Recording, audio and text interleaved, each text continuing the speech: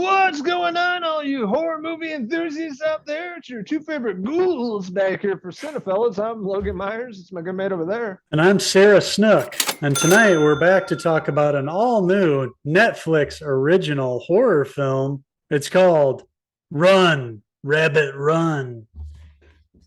Looks like you're a good cow. Where's Leia? You're a good cow.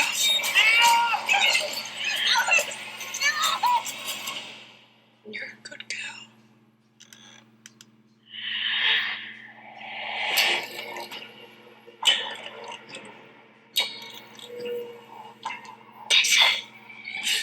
That's right. This film is directed by Dana Reed, Australian horror film. Of course, we have Sarah Snook, otherwise known as Shiv from the hit series Succession, actually Emmy-nominated actress Sarah Snook, playing the character of Sarah.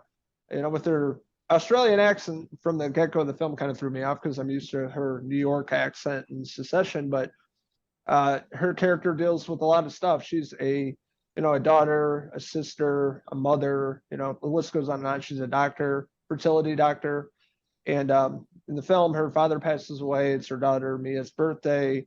Her ex-husband comes over to the birthday with his new girl, and just you can see what she's going through early on in the film. A lot of trauma, a lot of dark, depressive memories going through Sarah's mind throughout the film.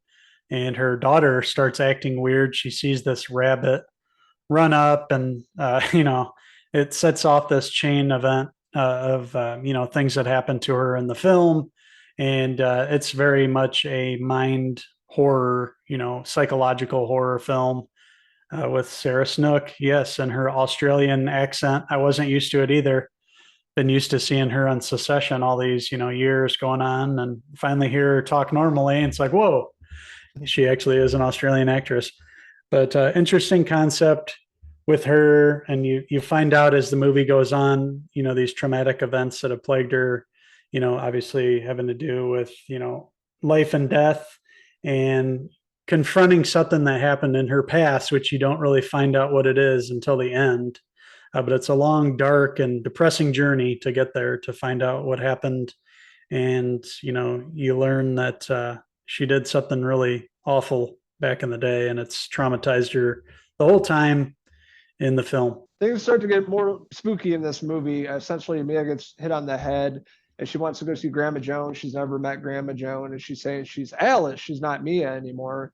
We find out Alice was Sarah's, dead sister. So you're trying to think like, what's going on here? Is her getting hit on the head?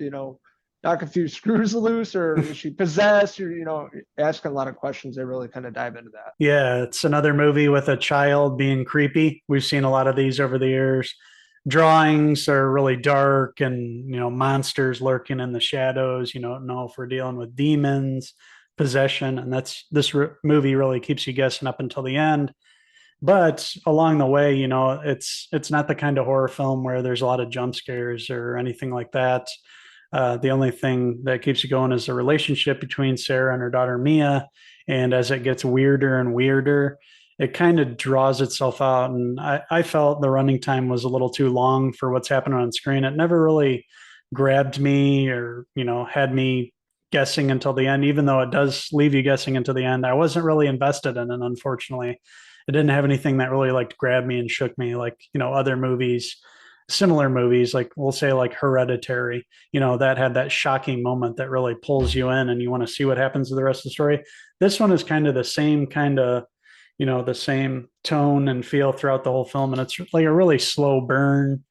And I was just left kind of feeling bored by it, honestly. I think it was really the runtime that you get bored. If they would have cut it down about 20, 30 minutes, I don't think it would have been as boring because it kind of drags on and nothing really happens.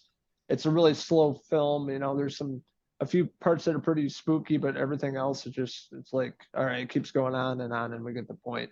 And this movie is much like Hereditary meets The Babadook or, any of those kind of horror films out there. Nothing really original about this, especially with a creepy kid, possession, and supernatural, and trauma, and everything they're going through. Sarah Snook's performance is really good, thrown off by her accent, but everything else, I thought she really portrayed this character of a mother, a doctor, and everything that she's gone through in her life and how she's trying to fix it. And then with her young daughter Mia, and getting divorced from her husband, I thought she had a really great performance in this. Yeah, Sarah and even the girl playing Mia did a really good job. Lily Latour, I thought she did a really good job as a kid actress. Little girl, she played well, being Mia normally, and then after she hit her head and started acting all weird and crazy. But really, the traumatic events of the story, it kind of gets under your skin when you find out what happened at the end. It's like it goes in a really dark route that I wasn't really expecting. I didn't know that I wasn't expecting the ending, we'll say there. So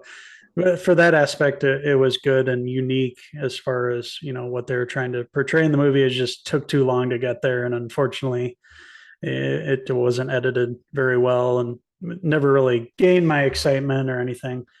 Damon Harriman was also in it as her ex-husband. We've seen him before on Justified, and he played Charles Manson in Mindhunter. So it was cool to see him back in a role. He's got that really creepy vibe too, like whenever you see him on screen, but he plays it straight in this one. It's really the Sarah Snook show. She gives an excellent performance, and that's really what all they had to market this movie from, coming off of the end of Secession. They released it after that, obviously. So that's what was going to gain some eyeballs. But the movie itself is just pretty bland. Yeah, I'd have to agree with you. Pretty hollow for the most part. Directing was okay. The best part of the movie is Sarah Snook here playing this character, Sarah. And supporting cast is pretty decent as well. So that being said, I'm going to give Run Rabbit Run, that's playing and streaming on Netflix, I'm going to give it a 2.5 out of 5. Shiv hair pieces. Same score for me. 2.5 out of 5. Shiv hair pieces. I want to hear from all you horror enthusiasts out there. What did you like about Run Rabbit Run? What didn't you like about it? What's your favorite horror flick now streaming? Let us know in the comments below, and don't forget to subscribe. Also, check out these wild ghouls on Facebook, Twitter, and Instagram, and our website, Cinephellas.com, for the latest, greatest TV, movie news and reviews. So that's it for these two rabbit enthusiasts. We're going to pounce our way out of here. Maybe go find Alice in Alice in Wonderland, huh? Until the next Cinephellas movie review. Cheers!